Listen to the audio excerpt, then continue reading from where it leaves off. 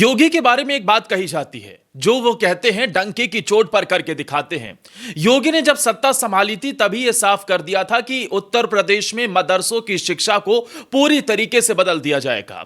और अब योगी ने वो कदम उठा लिया है जिससे मदरसों में पढ़ने वाले बच्चे भी सिर्फ इस्लाम नहीं बल्कि वो किताब भी पढ़ेंगे और साथ ही देश के वैज्ञानिक डॉक्टर भी बन सकेंगे।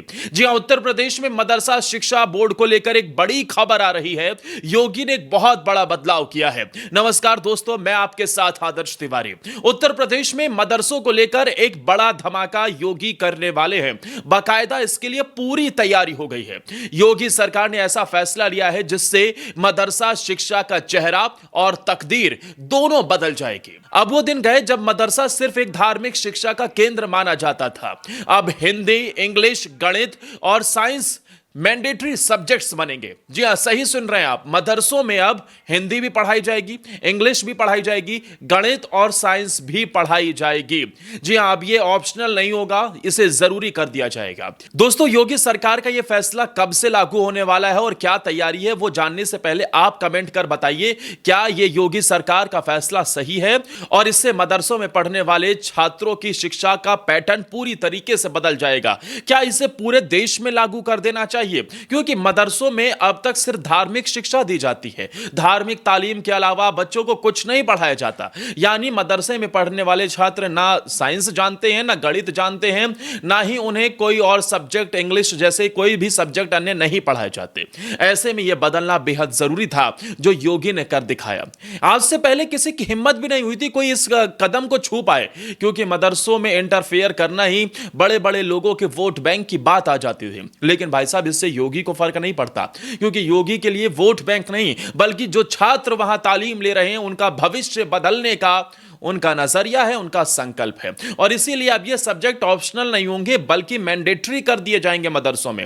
मदरसों की पढ़ाई अब मॉडर्न एजुकेशन के साथ चलेगी, कंधे से कंधा मिलाकर। और इस बदलाव की कमान संभाली है एक हाई लेवल कमेटी ने, जिसका नेतृत्व अल्पसंख्यक कल्याण विभाग के डायरेक्टर कर रहे हैं। इस कमेटी में तमाम जरूरी विभाग के अधिकारी होंगे और सही मायने में सिर्फ अल्पसंख्यक कल्याण विभाग के डायरेक्टर नहीं बल्कि योगी डायरेक्ट इसका नेतृत्व करेंगे। यानी कि सारी रिपोर्ट योगी के टेबल तक पहुंचेंगी और खुद बाबा इस पर फैसला लेंगे कब से इसे लागू करना है। इस कमेटी में माइनॉरिटी वेलफेयर, वक्फ, बेसिक और सेकेंडरी एजुकेशन, फाइनेंस और लॉ, यानी हर एंगल से मॉनिटरिंग होगी। और अब सिर्फ और सिर्फ मदरसों में पाठ्यक्रम ही नहीं बल्कि 9वीं से 12वीं तक की पढ़ाई नए ढंग से करवाई जाएगी। सब्जेक्ट वाइज टीचर्स की नियुक्ति होगी, मौजूदा शिक्षकों की काबिलियत की जांच होगी और ब्रिज कोर्स और स्पेशल ट्रेनिंग प्रोग्राम्स भी चलाए जाएंगे। साल 2004 में जब मुलायम सिंह यादव ने यूपी मदरसा एक्ट पास करवाया था, तब से लेकर अब तक यह शिक्षा सिस्टम कई सवालों के घेरे में रहा।